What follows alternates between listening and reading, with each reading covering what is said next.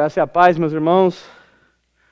Peço a vocês que abram suas Bíblias no capítulo 15 do Evangelho de João, a partir do versículo 18.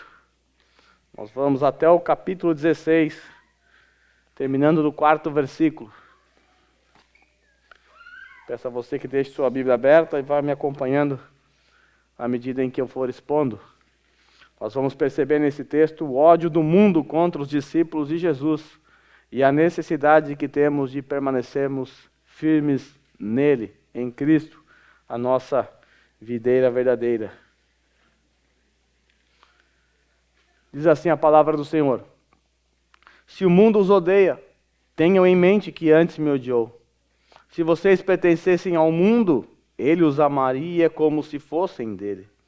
Todavia, vocês não são do mundo, mas eu os escolhi tirando-os do mundo, por isso o mundo os odeia. Lembre-se das palavras que eu lhes disse: nenhum escravo é maior do que o seu senhor. Se me perseguiram, também perseguirão vocês. Se obedeceram a minha palavra, também obedecerão a de vocês. Tratarão assim vocês por causa do meu nome, pois não conhecem aquele que me enviou. Se eu não tivesse vindo e lhes falado, não seriam culpados de pecado. Agora, contudo, eles não têm desculpas para o seu pecado. Aquele que me odeia, também odeia meu Pai. Se eu não tivesse realizado no meio deles obras que ninguém mais fez, eles não seriam culpados de pecado. Mas agora, eles as viram e odiaram a mim e a meu Pai. Mas isto aconteceu para se cumprir o que está escrito na lei deles. Odiaram-me sem razão. Quando vier o conselheiro, que eu enviarei a vocês da parte do Pai, o Espírito da verdade que provém do Pai, ele testemunhará a meu respeito, e vocês também testemunharão, pois estão comigo desde o princípio. Eu lhes tenho dito tudo isso para que vocês não venham a tropeçar. Vocês serão expulsos das sinagogas. De fato, virá tempo em que quem os matar pensará que está prestando cultos a Deus. Farão essas coisas porque não conhecem nem o Pai nem a mim. Estou lhe dizendo isso para que, quando chegar a hora, lembrem-se de que eu os avisei. Não lhes disse isso no princípio, porque eu estava com vocês. Curva a sua cabeça. Senhor, te agradecemos mais uma vez pelo privilégio de entoar cânticos a Ti, de orar, falar com o Senhor. E agora te agradecemos também pelo privilégio de poder ouvir a Tua palavra. Nós estamos diante de um texto que fala acerca de dificuldades enfrentadas pelos discípulos, perseguições, mas também nós percebemos num texto como esse a Tua graça, a Tua soberania, o Teu controle absoluto sobre todas as coisas. E eu peço nesse momento que ilumine a nossa mente, que abra os nossos corações e que a palavra encontre espaço ali. Eu oro no nome santo de Jesus. Amém. Pode tomar seu assento, por gentileza? Nós sabemos que o contexto dessa passagem é marcado por consolo. O Senhor Jesus está consolando seus discípulos que estão tristes por conta da notícia de que Jesus vai partir. E se você fosse, em algum momento da sua vida, chamado para consolar alguém que está triste porque a sua mãe está no hospital, em fase terminal, em estado grave, e você foi ali fazer uma visita, e aí você conversa com o médico em particular, e o médico diz que a mãe da sua amiga não vai durar nem 24 horas. Ela vai morrer logo, logo, porque ela está com uma doença autoimune. E aí você, conversando em particular com o médico, você também descobre que a sua amiga está com a mesma doença. E que logo, logo, questão de meses, a sua amiga também terá o mesmo destino da mãe. E você está ali nessa situação, pronto a consolar a sua amiga, e você descobre que a sua amiga também, logo, logo, vai partir, porque ela não vai durar muito. Meus irmãos, essa cena hipotética, ela descreve o que está acontecendo no nosso texto. Os discípulos estão tristes, Jesus está consolando os seus discípulos, E ao consolar os seus discípulos, Jesus sabe que aquilo que acontecerá com o seu Senhor acontecerá com eles também. E agora? O que você faria? O que você faria nessa cena? Você contaria para sua amiga que ela também vai passar pelas mesmas privações? Ou pela mesma luta da mãe e vai enfrentar a morte por conta de uma doença incurável? Ou você dava um tapinha nas costas e diria assim, está tudo bem, a sua mãe vai ficar bem. E você ocultaria a verdade de que ela também vai enfrentar o mesmo sofrimento da mãe. Nós temos percebido no contexto da nossa passagem, inclusive nos últimos 3 sermões, que o Senhor Jesus está encorajando, consolando os seus discípulos a permanecerem nele. Você deve se lembrar da metáfora da videira. Nós já tratamos dela 3 vezes aqui. E o Senhor Jesus, naquela noite, na noite em que ele foi traído, ele sabia que tudo aquilo ia acontecer com ele. Jesus sabia que os discípulos contemplariam o seu mestre sendo perseguido, maltratado, julgado de forma injusta. Seus discípulos contemplariam o seu Senhor, o Messias, sendo preso, morto, pendurado numa cruz, escarnecido. Jesus conhece o coração deles e então ele coloca os seus discípulos, ele começa a contemplar o coração deles e a consolá-los nesse momento. Mas o que os discípulos enfrentarão depois de tudo isso é pior ainda. Uma coisa é você saber que o seu ente querido vai morrer. Outra coisa é você saber que você também vai passar pela mesma situação. É 2 sofrimentos inimagináveis. Mas o Senhor Jesus, ele não escondeu dos seus discípulos essas informações. Ele às claras disse, olha, vocês vão ver tudo que vai acontecer comigo, mas eu tenho boas notícias para vocês. Vai acontecer a mesma coisa com vocês. Que boa notícia, hein? Então Jesus está alertando os seus discípulos, que estão nesse momento da história com uma condição emocional abalada. Você deve se lembrar como começou o capítulo 14. Não se turbe vosso coração, crede em Deus. No versículo 27, não se turbe vosso coração, não tenham medo. Eles estão aterrorizados, eles estão com medo. Essa é a condição emocional dos discípulos. Turbados, preocupados, angustiados, com medo de tudo isso. Agora, se essa é a condição emocional deles, por que Jesus foi falar isso para eles agora, nesse momento? Por que Jesus não deixou as coisas acontecerem simplesmente? Eles estão tristes, Jesus vai morrer. E agora Jesus, ao consolá-los, ao invés de dar um tapinha nas costas e falar, não, está tranquilo, eu vou mandar o Espírito Santo, vocês vão ficar em paz, está tudo tranquilo. Eu vou passar o martírio por vocês. Jesus não faz isso, Jesus disse, eu vou, mas vocês também vão. Para o lugar onde eu vou, vocês vão também, vocês vão passar pelo mesmo sofrimento. Isso é maneira de acalmar alguém? Imagine o coração dos discípulos. Talvez eu e você faríamos isso, dava um tapinha nas costas e diríamos, não, está tudo bem, está tudo tranquilo. Isso vai passar. Mas por que Jesus fez isso? Por que Jesus fez isso? Porque Jesus sabia que a fé deles estava prestes a ruir. Nós tendemos a julgar os discípulos de Jesus, mas se coloque no lugar deles. Você cria a expectativa de que aquele homem é o rei, é o Messias, que vai destronar Roma, que vai vencer poderosamente. E agora você vê ele caminhando para o martírio. Ele vai morrer. Imagine as dúvidas que brotaram nos corações. Quantas dúvidas você teria nesse momento? Eles vão ver Jesus sendo traído por um dos discípulos. Logo, Pedro, um dos líderes, negará Jesus. Tudo isso. E aí Jesus então precisa falar dessas coisas terríveis para eles. Coisas que acontecerão com eles. Por que Jesus fez isso? Qual era a intenção de Jesus? Martirizá-los ainda mais?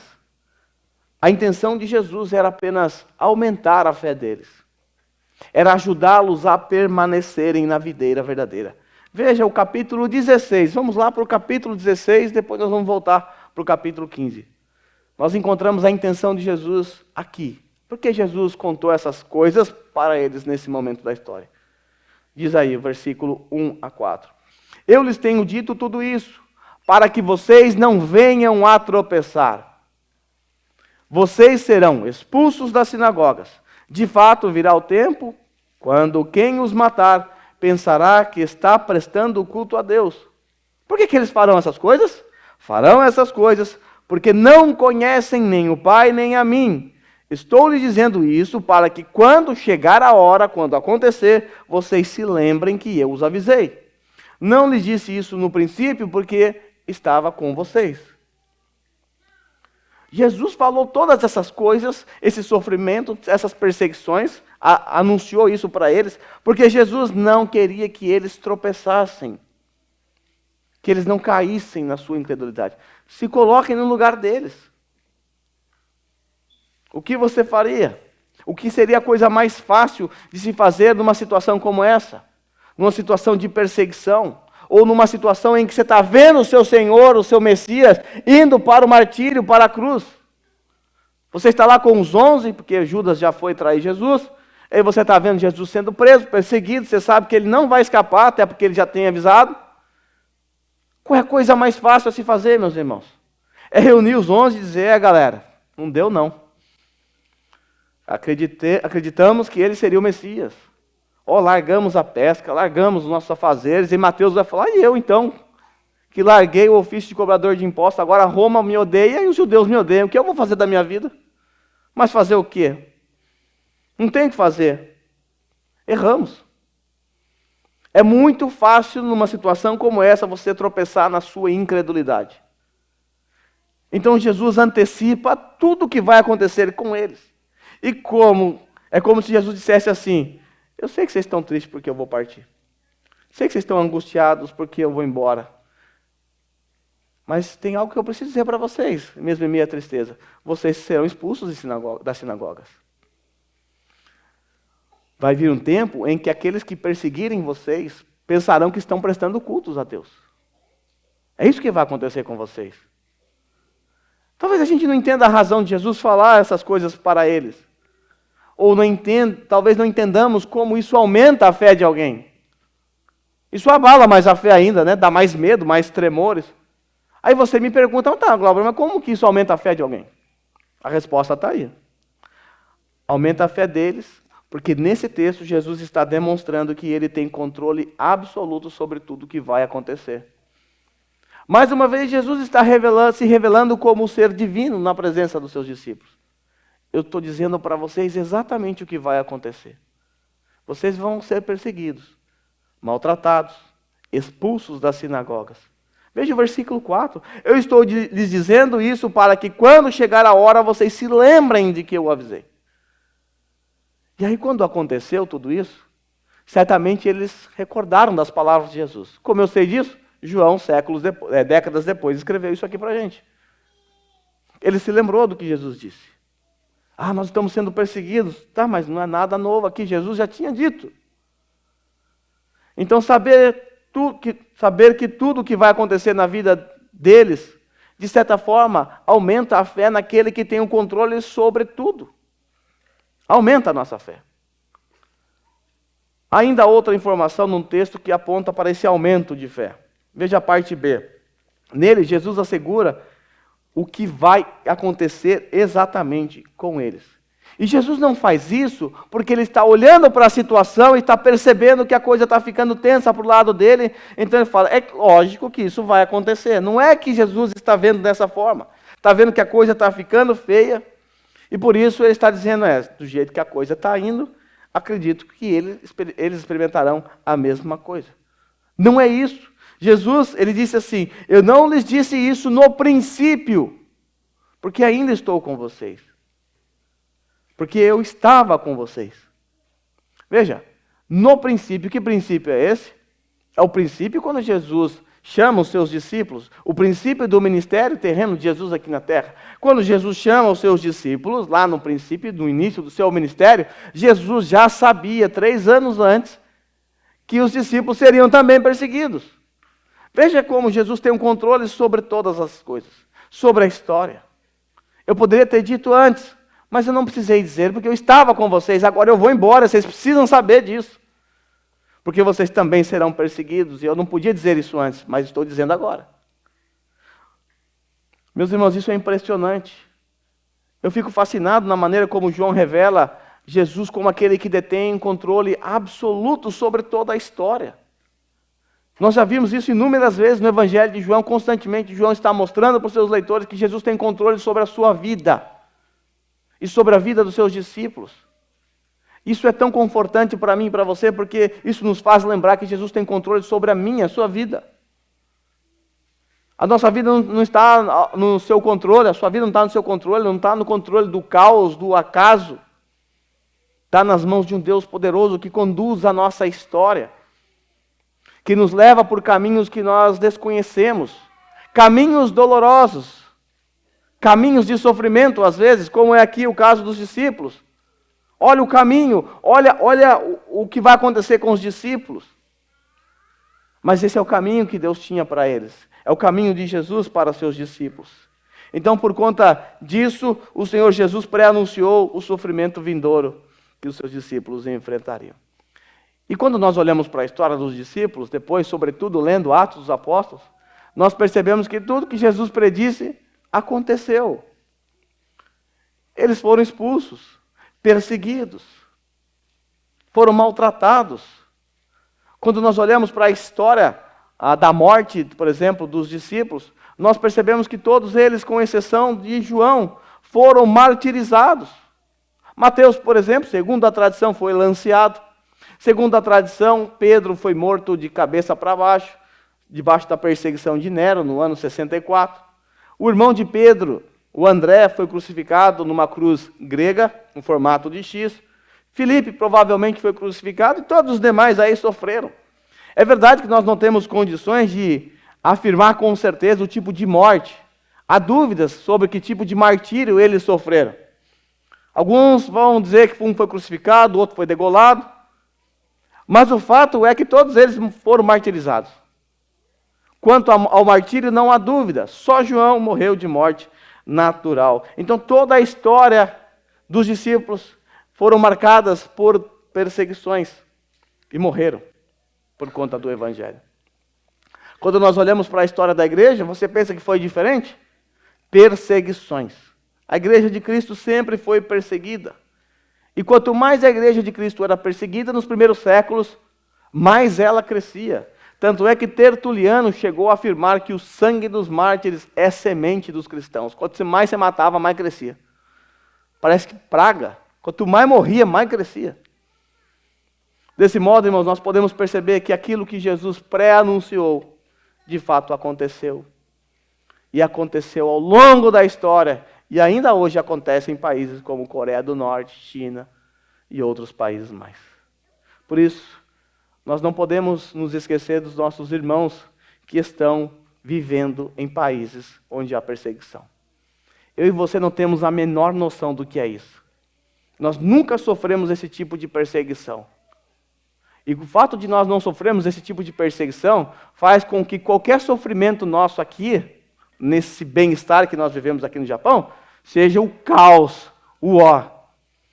Mas se nós parássemos para pensar um pouquinho no sofrimento que esses irmãos passam, no risco que eles correm porque creem em Jesus, acho que a gente pararia de reclamar de um monte de coisa. Acho que ficaria mais suave a vida para a gente aqui.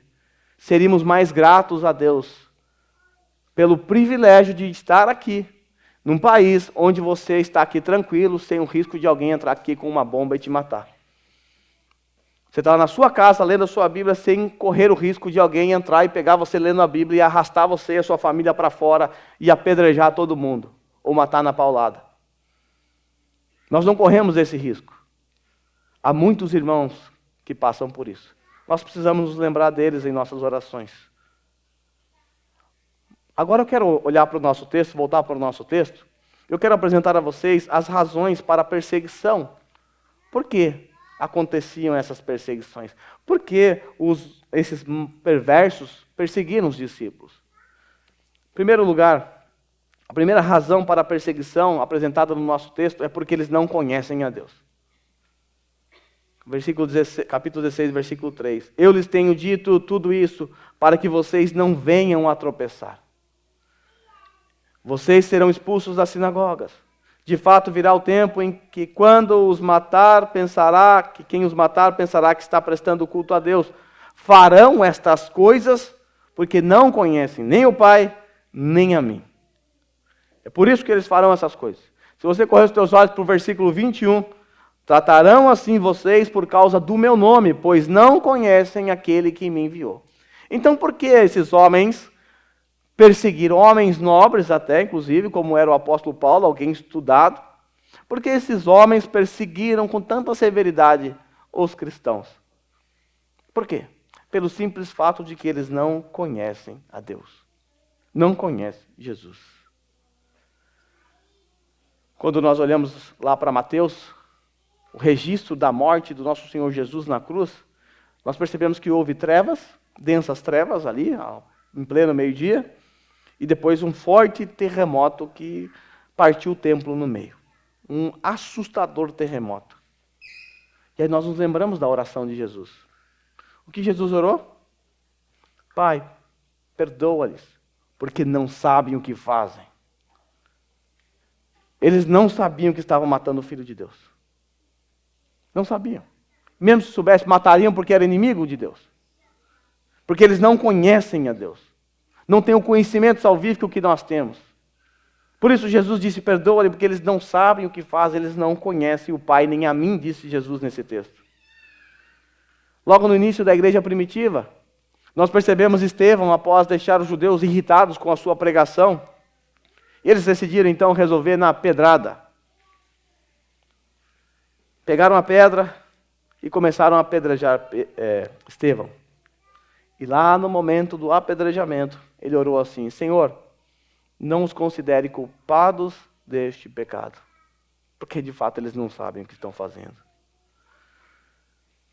Nós precisamos entender, irmãos, que todo e qualquer tipo de maldade que o incrédulo fizer contra nós, por conta do Evangelho, por conta da nossa fé, por conta do que nós cremos, é por conta da ignorância que eles têm de Deus.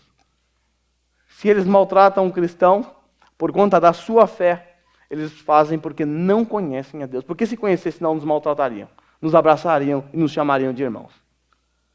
De igual modo, tudo o que fazem conosco, assim como fizeram com os discípulos, se dá por conta dessa ignorância. Às vezes, quando um dos meus filhos chega em casa e relata algo que aconteceu na escola, alguma maldade que alguém fez, lógico que são das questões para saber o que pode ser feito, mas eu sempre digo a eles, por que tal pessoa fez isso? Por que tal pessoa chamou você disso? A resposta é sempre, porque não conhece a Deus. Porque não conhece Jesus.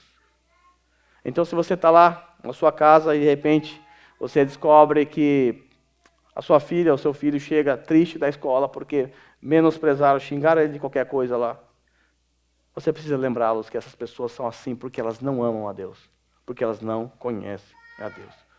Se na sua família alguém te desprezar porque você é cristão, diga, não conhece a Deus. Lá no seu trabalho, se você sofrer algum tipo de preconceito, de um japonês que te chama de gaidin, de qualquer outra coisa, ao invés de ficar irado, lembre-se, ele só faz isso porque ele não conhece a Deus. Isso vai afastar a ira do seu coração. Ao invés de você revidar, ficar bravo com o preconceito, lembre-se, ele não pode fazer nada diferente disso, porque essa é a natureza dele. Qualquer tipo de maldade na escola ou na fábrica é decorrente do desconhecimento de Deus. E o que nós devemos fazer diante disso? Nos vingar? Dizer, minha é a vingança, diz o Senhor? Devemos nutrir sentimentos malignos contra esses que são nossos inimigos? É óbvio que não. O Senhor Jesus, lá no Sermão do Monte, nos ordena a amar nossos inimigos e a orar por aqueles que nos perseguem. Olha que coisa difícil. Amar os nossos inimigos. Inimigo aqui é aquele que persegue. É isso que a gente tem que fazer. Nós não podemos esperar nada diferente daqueles que não conhecem a Deus. Vão nos caluniar, vão nos perseguir. E nós devemos fazer o quê? Orar por eles. Mas que tipo de oração a gente faz para alguém que nos persegue assim? Para alguém que está tentando matar a sua família por conta da sua fé? A melhor oração que podemos fazer por alguém, seja te perseguindo ou não, é Senhor, salve. Dê um novo coração. Isso resolve o problema desse que é seu inimigo e inimigo de Deus. Porque ele passará a ser seu irmão e filho de Deus. Em segundo lugar, os discípulos serão perseguidos porque eles são odiados pelo mundo. Versículo 18. Se o mundo os odeia, tenham em mente que antes me odiou. O que é mundo nesse texto? Mundo nesse texto significa todo o sistema humano, global, maligno, satânico, que é organizado segundo os princípios do egoísmo, da ambição, da ganância, de todo tipo de pecado, de obstinação, que tem Satanás ali como o seu agente, o seu governador, aquele que lidera esse sistema carcomido e caído. Esse é o mundo. Esse mundo vai nos odiar. Esse mundo vai nos expulsar da presença deles. Porque esse mundo é inimigo do nosso Pai. Então Jesus, suas obras e palavras sempre causaram repulsa. Lá no primeiro século. E continuou causando repulsa nos lábios daqueles que professam a mesma mensagem de Jesus. O fato é que se nós somos discípulos de Jesus, isso significa que nós nos parecemos com Jesus, como vimos no sermão passado. Se o mundo odeia Jesus e nós nos parecemos com Jesus, qual é a conclusão? Seremos odiados da mesma forma, porque nos parecemos com Jesus. E o mundo não pode nos amar. O mundo vai nos odiar. Lá no Sermão do Monte, Jesus disse que os seus discípulos são o sal da terra e a luz do mundo. Isso que nós somos. Nós sabemos que o sal é algo que arde quando cai numa ferida. Experimenta colocar sal aí na sua afta para você ver. Arde. Imagine uma ferida aberta. Nós sabemos que o mundo se encontra assim numa ferida aberta, purulenta.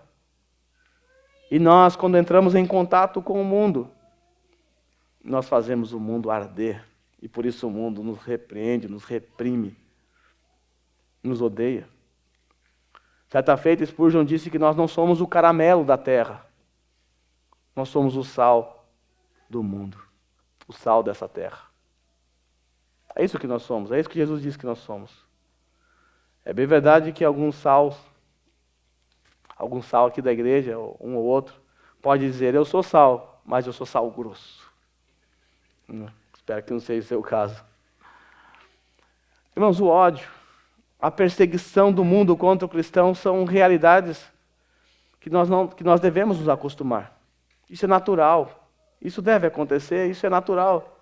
Mas sempre é bom reforçar a ideia de que isso só vai acontecer. Esse tipo de perseguição só vai acontecer se você tiver uma vida ligada à videira verdadeira. Se você não tiver uma vida ligada à videira verdadeira, você não vai ser perseguido pelo mundo, porque você vai se parecer com o mundo. O mundo nem vai notar a diferença entre você e um cristão.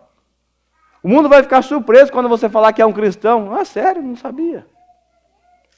Se você não permanecer na videira verdadeira, se distanciar dela, você vai ser parecido com o mundo e o mundo vai te amar. O mundo vai gostar de você. Afinal, você vai ser um brother, um amigão do mundo. Um parceiro. Então, quando nós vivemos uma vida ligada à videira, ou quando nós imitamos a Jesus na sua conduta, na sua maneira de ser, quando nós nos tornamos semelhantes a Jesus, então o mundo vai nos odiar. E eu pergunto, é assim a sua vida?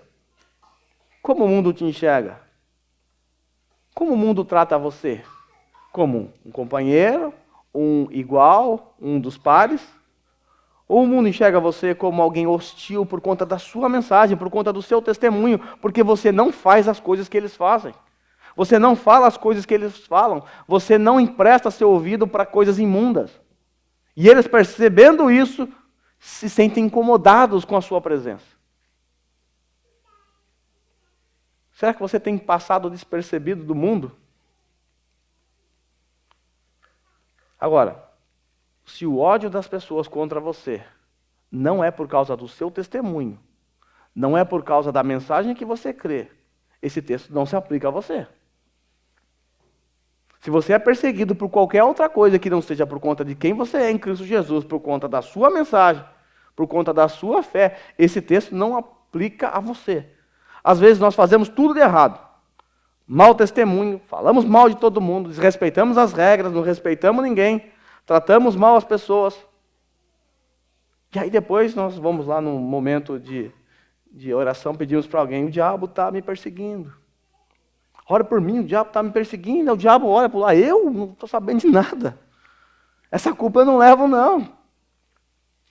Esse tipo de perseguição não é por causa do evangelho, não é por causa de quem nós somos, não é por causa do bom testemunho, mas é por causa do mau testemunho. E quando isso acontece,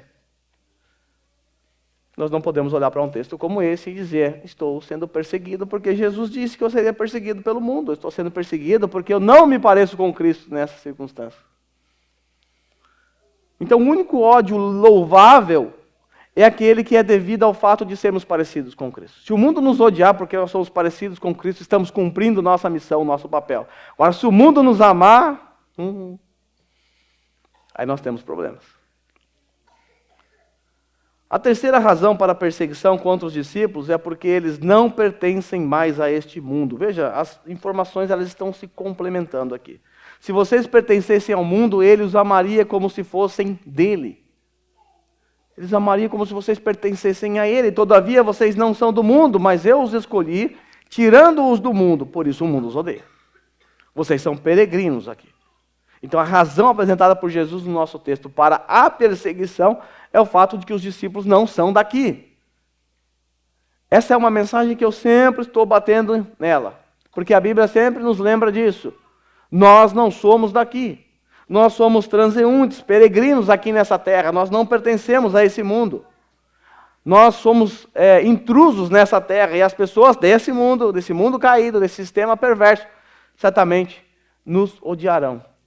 Isso com certa naturalidade, porque foi isso que fizeram com o nosso Senhor. No capítulo 7, versículo 7, quando Jesus estava lidando com a incredulidade dos seus irmãos, os irmãos de Jesus disseram, vai lá, sobe para Jerusalém, se apresenta ao mundo, para que todos saibam quem você é. Eles eram incrédulos, eles não criam em Jesus naquele momento, foram crer depois da ressurreição. E aí Jesus diz assim a eles, para os irmãos incrédulos, o mundo não pode odiar vocês. Por quê? Porque vocês são do mundo. Mas a mim me odeia. Por que que o mundo odeia Jesus? Ele responde, porque eu dou testemunho a seu respeito de que as suas obras são más. Mas vocês, os irmãos de Jesus, não podem ser odiados pelo mundo. Então Jesus afirma aqui nesse texto que ele foi odiado por conta do seu testemunho, por conta do que ele falava. Nós sabemos que muitas pessoas hoje sentem ódio, raiva, rancor, ojeriza contra o cristianismo bíblico. Preste atenção, cristianismo bíblico, tá? Porque está cheio de cristianismo por aí que não tem nada de bíblico. Cristianismo bíblico, aquele que aponta para a Bíblia. O cristianismo bíblico é aquele que vai sempre, constantemente, tocar na nossa ferida. Sempre vai apontar para os nossos pecados. E, ao mesmo tempo, vai apontar para Cristo como solução para os nossos pecados. O cristianismo bíblico é aquele que não normaliza ou camufla aquilo que a Bíblia chama de pecado. Não aceita aquilo que Deus abomina. Nós temos vários exemplos de coisas que Deus abomina e que nós praticamos. Eu sempre gosto de ressaltar que uma delas é o nosso jeitinho brasileiro de fazer trambicagem. Achamos que é normal porque fomos criados no meio disso. Mas não é. Por jeitinho brasileiro, entenda-se trambicagem, ato de passar o outro para trás, enrolação, engabelação, mentira, engano e tudo quanto é tipo de coisa desse tipo. Esse é o jeitinho brasileiro. E muitos cristãos aprovam o jeitinho brasileiro. Por quê? Porque acha que é normal. Mas o cristianismo bíblico não aceita isso. Não aceita isso. Agora, ouçam, meus irmãos. O mundo vai nos odiar pelo simples fato de nós sermos o sal da terra. Eu vou voltar lá na frase de Spurgeon. Jesus nos chamou para sermos o sal da terra, não um docinho. Não é isso que nós somos. O mundo sempre vai agir com aspereza contra nós. E um detalhe, o mundo sempre vai agir com reciprocidade. Ele vai te devolver aquilo que você dá a ele. Então, se o mundo te ama, é porque você está amando o mundo. Ou você amou o mundo primeiro. Ele só está te respondendo. Se você não compactua com o mundo vai te odiar. Porque você não ama o mundo. Então o mundo sempre vai responder. Se você é amado pelo mundo, é porque você amou o mundo primeiro. Atente para as palavras de Jesus no nosso texto. Se o mundo os odeia, tenham em mente que antes me odiou. Se vocês pertencessem ao mundo, ele os amaria como se fossem dele. Todavia vocês não são do mundo, mas eu os escolhi tirando-os do mundo, por isso o mundo os odeia. O mundo nos odeia porque nós não somos daqui, não agimos como o mundo. Então o verdadeiro discípulo, ele será odiado pelo mundo porque ele imita o seu mestre e ele testemunha ao mundo que as suas obras são malignas. Era o que Jesus fazia. Nós não estamos passando por uma perseguição, mas nós estamos do lado de um país que está. Nós temos percebido no cenário mundial que há um avanço muito intenso e forte e uma grande perseguição contra os cristãos por conta de ideologias nefastas. Não sei o que vai acontecer, porque apesar de ter uma bola de cristal, ela não funciona às vezes. Não sei o que vai acontecer. Mas e se acontecer uma perseguição? E se a China resolve invadir nosso país aqui, Japão? Junto com a Coreia do Norte. Japão é um ovo. Não tem força bélica nenhuma. Espada não vence uma guerra mais não. O que vai acontecer conosco se formos perseguidos por conta da nossa fé? É algo que a gente acha que nunca pode acontecer. Mas e se acontecer? Você já parou para pensar? Como nós nos portaremos? Hoje não tem uma guerra, não tem canhão contra nós. Mas há uma guerra de narrativas contra nós. Nós não podemos, como cristãos, no Brasil, em outros países, afirmar que somos contra o homossexualismo. Afirmar que nós somos contra a ideologia de gênero. Nós não podemos dizer que nós não aceitamos o aborto. Uma militância de Satanás vai vir contra nós, nos atacando, nos censurando, nos odiando. Mas o que nós podemos fazer? Nós temos apenas que dizer o que é verdade. A vida é importante, contra o aborto. Deus criou homem e mulher, contra a ideologia de gênero. É isso que nós temos que dizer. Podem censurar? Podem censurar. E faz parte. E nada disso deve nos surpreender, porque foi exatamente isso que Jesus falou. Seremos odiados pelo mundo. Seremos odiados pelo mundo. Quando Cristo nos salvou, Ele nos resgatou desse mundo tenebroso. Ele nos colocou para o seu lado, nos trouxe das trevas para a maravilhosa luz. Nós transitamos de inimigos para amigos de Deus. Agora nós somos inimigos do mundo. E o mundo naturalmente odeia tudo aquilo que é de Deus. Se nós somos de Deus, seremos odiados pelo mundo.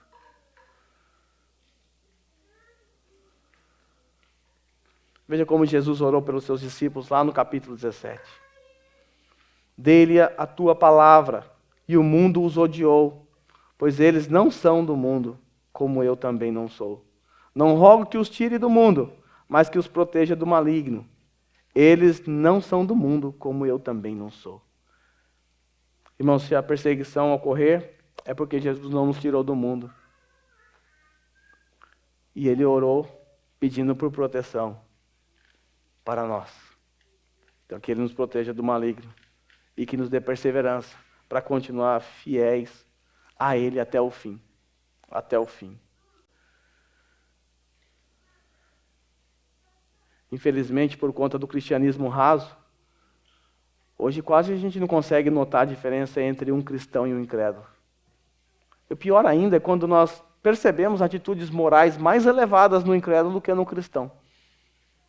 Às vezes a gente trabalha com pessoas que a gente diz assim, rapaz, só falta Jesus na vida dessa pessoa. Parece um cristão, não fala mal de ninguém, é trabalhador, faz tudo certinho, é fiel, faz tudo certinho, falta só Jesus, falta tudo na verdade, mas falta só Jesus. E aí a gente olha para o outro lado, o cristão sendo perseguido, mas por quê? Por conta da sua má conduta. Spurgeon disse algo interessante sobre a perseguição. Ele disse assim, os cristãos estão em perigo não quando estão sendo perseguidos pelo mundo, mas quando estão sendo admirados pelo mundo. Hoje em dia, estão dando até troféu de não sei o que aí para cristão na Rede Globo ou nas mídias por aí. Os cristãos estão participando de coisas junto com ímpios, em shows. Está tudo junto e misturado. Quase não dá para perceber a diferença. O mundo não pode ser nosso amigo. O mundo não pode ser nosso amigo.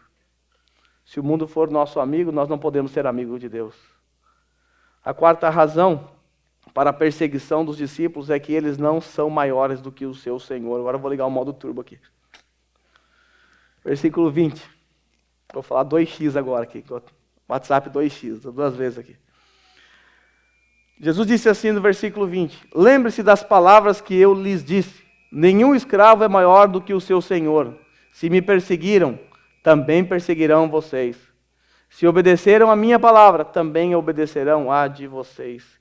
Meus irmãos, os discípulos, eles não são melhores do que o Senhor. Nós não somos melhores do que o nosso Senhor. O Senhor Jesus mereceu tudo aquilo que ele sofreu? Não. Um homem santo, justo, perfeito. Ele não merecia nada daquilo, mas foi tratado dessa forma. Porque eu, como um discípulo, um mero discípulo de Jesus, imperfeito como sou, posso achar injusto qualquer tipo de perseguição por causa do nome de Jesus contra mim. Não posso. Se o Senhor foi odiado, por que eu vou esperar algo diferente para a minha vida? Não devo esperar. Não somos maiores do que o nosso Senhor. Se ele foi tratado assim, disse Jesus, se eu fui tratado assim, vocês também serão. Da mesma forma, vão sofrer do mesmo jeito. Em quinto lugar, a quinta razão para a perseguição contra os discípulos é porque eles carregam o nome de Jesus. Tratarão assim vocês por causa do meu nome. Que barulho é esse? Tem um inimigo aqui querendo já perseguir a igreja por aí? A porta? Felipe vai lá resolver. Tratarão vocês assim por causa do meu nome, porque vocês não conhecem aquele que me enviou. Note, irmãos, que o tratamento persecutório se dá por conta do nome de Jesus. Quando você creu em Cristo, você recebeu o nome de Jesus. Agora o seu nome é o seu nome, seu sobrenome agora é Pequeno Cristo. Você recebeu o nome de Jesus. Então, quando o cristão foi salvo, nós passamos a andar com o nome de Jesus estampado em nossa testa. Não aquela faixinha que os jogadores colocam aqui, Jesus não sei o quê, e fala palavrão, chuta todo mundo e briga. É o nome de Jesus de verdade. O fato de você se parecer com Ele. Se você for em alguns países, como aqui a Coreia do Norte, e você se identificar como cristão, o que vai acontecer? Você vai ser morto. Na hora. Porque você carrega o nome de Cristo. Então, a quinta razão para a perseguição é porque nós carregamos o nome de Jesus. A sexta razão é porque esses homens são incrédulos. Jesus disse assim: se eu não tivesse vindo e lhes falado, não seriam culpados de pecado. Que pecado é esse? Todos os pecados? Óbvio que não. Pecado da incredulidade. A gente vai ver isso no texto. Agora, contudo, eles não têm desculpa para o seu pecado, esse pecado da incredulidade. Aquele que me odeia também odeia meu Pai. Então, me odiando, porque odeia meu Pai. Agora, preste atenção. Se eu não tivesse realizado no meio deles obras que ninguém mais fez, eles não seriam culpados de pecado. E aí Jesus prossegue. Mas agora eles as viram e odiaram a mim e a meu Pai. Nós sabemos que o objetivo de João escrever esse evangelho é resgatar os milagres realizados por Jesus e apresentar aos seus leitores, para comprovar a divindade de Jesus. E nós bem sabemos que Jesus realizou inúmeros milagres. Jesus realizou inúmeros milagres na presença dos discípulos. E mesmo esses homens, vendo e ouvindo Jesus, o Deus encarnado, não creram. Continuaram incrédulos. E não só isso, odiaram. Você pode não acreditar na mensagem de alguém, mas é muito mais do que isso. Eles odiaram Jesus por conta da sua mensagem. Odiaram Jesus por conta dos seus milagres. Nós vimos isso lá no finalzinho do capítulo 7. Eles viram as obras de Jesus, ao invés de caírem prostrados, adorando Jesus, tentaram matá-lo e mataram. O versículo 25 temos um comentário de João. Mas isso aconteceu para se cumprir o que está escrito na lei deles. Odiaram-me sem razão. João se lembrou aqui do Salmo e registrou isso. Isso aconteceu para se cumprir o que está escrito na lei deles. Odiaram-me sem razão. Jesus foi odiado sem razão. E os discípulos também devem ser odiados sem razão. A única razão que levou Jesus para a cruz foi o fato dele anunciar, falar, denunciar as obras malignas. E o fato dele realizar obras. Eles são incrédulos porque não creram nas palavras de Jesus. Não deram ouvidos para o Deus falando. E também não creram vendo obras, milagres sendo realizados. A sétima razão para a perseguição dos discípulos é porque eles são testemunhas de Jesus. Tem os testemunhas de Jeová, nós somos testemunhas aqui de Jesus. Versículo 26 e 27. Quando vier o conselheiro, que eu enviarei a vocês da parte do Pai, o Espírito da verdade que provém do Pai, ele, o Espírito Santo, testemunhará a meu respeito, e vocês também testemunharão, pois estão comigo desde o princípio. Meus irmãos, quando nós lemos o livro de Atos, nós vemos que os discípulos ali foram severamente perseguidos por causa do que eles testemunhavam. Podemos ver a perseguição lá infligida por Paulo, inclusive. Era perseguição por causa da mensagem. Eles pregavam o caminho. Isso causou desespero nos judeus e acelerou uma perseguição severa naquele tempo. Eles testemunharam daquilo que viram. Jesus, em Atos 1:8, quando está sendo assunto aos céus, disse que eles receberiam poder para testemunhar. É isso que nós somos. Nós somos testemunhas. Os discípulos foram testemunhas oculares. Nós somos testemunhas auriculares. Nós ouvimos, nós lemos, ouvimos a palavra e dela testemunhamos. E quando fazemos isso, recebemos de volta do mundo não amor, mas muito ódio, muita raiva. Quando nós olhamos a história de Pedro, lá no comecinho da história da igreja, Pedro foi preso por conta do seu testemunho, por conta do que ele falava. Prenderam Pedro. Pedro escapa milagrosamente, uma ação sobrenatural, se apresenta diante das autoridades, e a sentença é: não fale mais no nome de Jesus. Aí Pedro disse: tá bom, vou respeitar aqui a sua lei. Pedro disse: quê? Importa antes obedecer a Deus do que os homens. Continua falando. Foi perseguido e morreu de cabeça para baixo numa cruz mais para frente. Simplesmente porque é uma testemunha de Jesus. A testemunha de Jesus é aquela que fala do que viu ou do que ouviu. Então, para você ser uma boa testemunha, você tem que ver e ouvir. É isso que nós precisamos. Do contrário, você vai ser uma péssima testemunha. Aí você pode andar com o testemunho de Jeová, que eles são péssimos testemunhos, porque a mensagem que eles levam não tem nada a ver com a mensagem do Evangelho. Diante da perseguição, ou diante de tudo isso, para a gente concluir, aqui está errado, aqui que vai aparecer, mas é como devemos reagir. Depois eu arrumo. Como devemos reagir a essa hostilidade? Eu quero apresentar a vocês 5 ações que devemos praticar. Em primeiro lugar, coisas que você precisa saber. Precisamos saber que o cristão deve saber que o ódio que o mundo lhe dedica foi dirigido primeiramente a Jesus, como vimos. E o que isso significa? Isso significa que, sendo Jesus o nosso Senhor, e ao mesmo tempo o nosso amigo, ao mesmo tempo o nosso mestre, que foi compassivo e misericordioso, que certamente conheceu tudo, ele também conhece os nossos limites. Então, qualquer perseguição que o cristão sofrer, Jesus conhece exatamente o nosso limite. E ele vai nos dar graças para passar pelas perseguições. Nós não podemos nos esquecer que nós temos a companhia de Jesus. E o que nós devemos fazer? Diante da perseguição, nos entregar ainda mais a Ele. Em segundo lugar, o cristão deve lembrar que se Jesus, o Senhor, foi perseguido, nós que somos seus discípulos, evidentemente também seremos perseguidos. Isso significa que se aceitarem e obedecerem às palavras de Jesus, como aceitaram, ou alguns aceitam, também aceitarão e obedecerão às nossas palavras, porque as nossas palavras não são nossas, são as palavras de Jesus. Mas o contrário também aqui é verdade.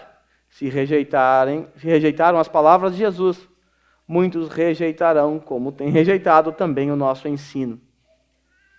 Nós temos que lembrar constantemente dessa verdade. Por quê? Porque senão a gente se abate, a gente fica triste, a gente fica frustrado, porque rejeitam a nossa pregação, rejeitam o nosso evangelismo. Lembre-se, não estão rejeitando a nós, nem a nossa mensagem, mas a mensagem de Cristo Jesus. E eles só fazem isso porque não conhecem a Deus.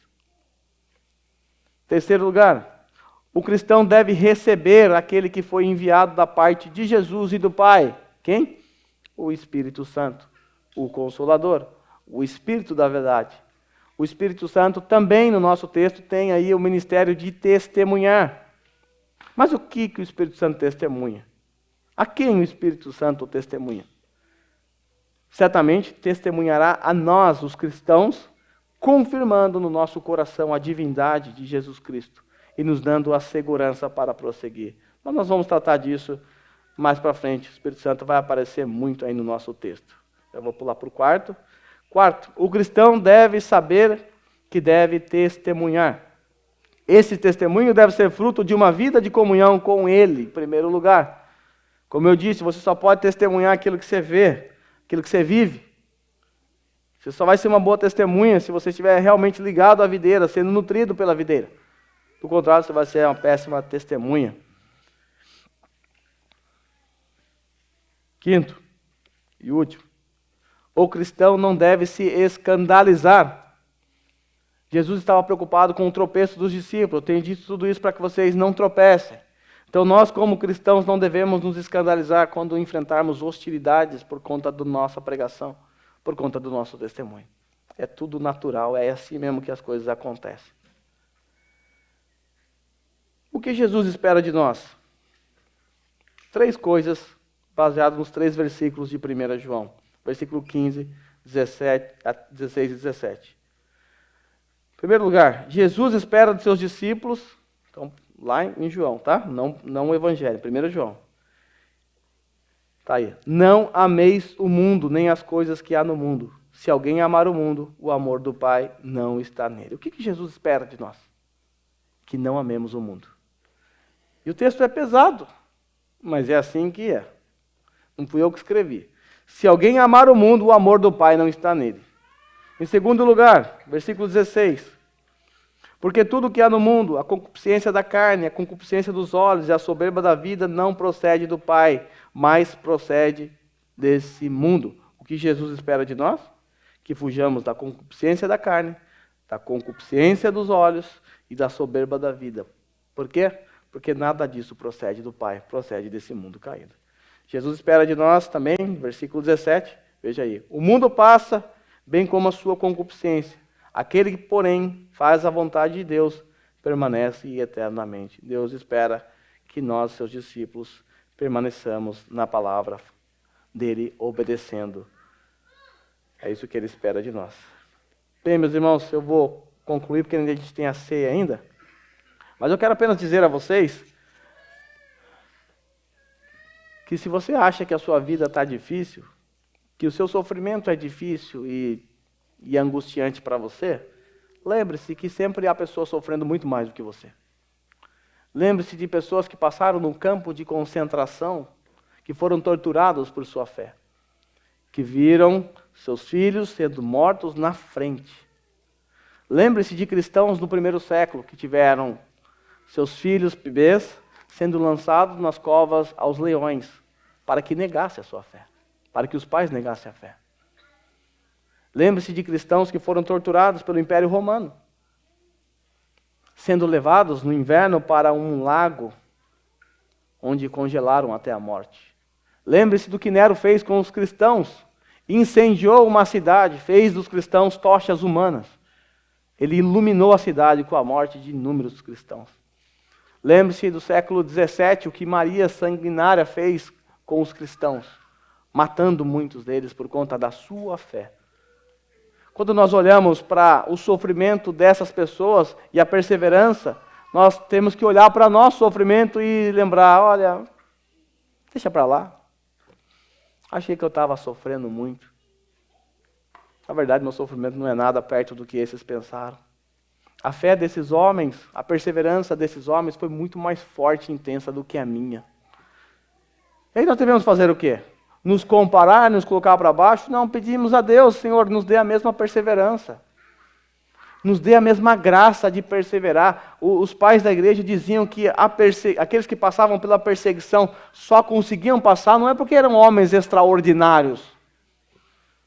É porque receberam uma graça de Deus muito forte. Foram agraciados com a capacidade, eles chamavam de dom do martírio. Eles chamavam assim. Uma habilidade sobrenatural de você mesmo em meio ao medo, ao sofrimento, mesmo você vendo tudo isso acontecendo, você é ainda assim incapaz de negar a sua fé. Conta assim uma história que uma perseguição em Roma, não lembro a data agora, numa dessas perseguições, eu já contei essa história para alguns, os cristãos, eram 40 cristãos, passando num corredor cheio de soldados, indo em direção a uma lagoa no inverno. E eram 40 cristãos caminhando, seminus, e indo em direção ao rio, a lagoa.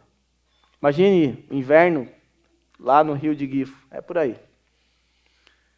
E aí eles estavam passando diante dos soldados romanos, enfileirados. E eles decidiram então cantar assim, gritar assim: 40 soldados de Cristo. 40 soldados de Cristo. E eles foram gritando isso. 40 soldados de Cristo, 40 soldados de Cristo. Uma provocação aos romanos, evidentemente. Vocês são soldados de Roma? Nós somos soldados de Cristo. E foram caminhando com ousadia e coragem, passando na frente dos soldados. Mas, chegando perto do rio, ou do lago, um desses 40 soldados de Cristo não conseguiu permanecer firme e saiu da fila e foi pegar a sua cobertinha, que Roma estava esperando ali, no meio da fogueira. E agora não tínhamos mais 40 soldados de Cristo. Eles começaram a cantar: 39 soldados de Cristo. 39 soldados de Cristo. Aconteceu um milagre nesse momento. Um soldado romano creu exatamente nesse momento. Exatamente nesse momento. E o soldado romano, vendo a fé deles, pelo Cristo, o capitão deles, esse soldado romano arrancou toda a sua roupa ali, sua armadura, entrou na fila e começou a gritar: 40 soldados de Cristo. E esse homem foi para o rio e morreu. Veja que graça. Veja como passar pelo sofrimento, pelo martírio, só é possível pela graça de Deus. Quem em sã consciência creria em alguém que não fosse Deus, que não fosse partindo de uma salvação genuína do coração, se entregaria naquele momento para morrer a seguir? Ele já morreu, foi batizado, morrendo tudo ali, tudo junto. Isso é graça de Deus. É a graça de Deus. Então, meus irmãos, vamos pensar em perseguições que nós sofremos aqui nessa terra. E eu não quero comparar, porque é até vergonhoso comparar o sofrimento que a gente passa aqui com o sofrimento desses homens. É vergonhoso. Mas vamos comparar o nosso sofrimento aqui. Tudo que a gente passa aqui, todo sofrimento, qualquer tipo de perseguição, preconceito, sei lá o que pode acontecer com você, e de meia na escola, tudo isso não é comparado com o sofrimento deles. Mas mesmo esse sofrimento menor requer de nós a confiança, a crença em Deus. Requer de nós pedirmos a Ele a graça, nos derrame a graça para suportar o dia mau. Eu não quero menosprezar o seu sofrimento, nem quero que você menospreze o meu. Mas o que eu e você precisamos quando estamos sofrendo, ou enquanto estamos sofrendo, é olhar para o alto e depender da graça dele. Dê força, Senhor. Está difícil para mim. Está insuportável. Tem hora que eu beiro a loucura, me dê graça para mais um dia mal. Me dê forças. É isso que nós precisamos. Aqueles homens passaram pelo sofrimento do martírio, por pura graça. Você é capaz de suportar uma perseguição na escola, na família, no seu trabalho, também por pura graça. A graça é a mesma para todos. Eu quero nesse momento pedir a você que curve a sua cabeça. Nós vamos orar.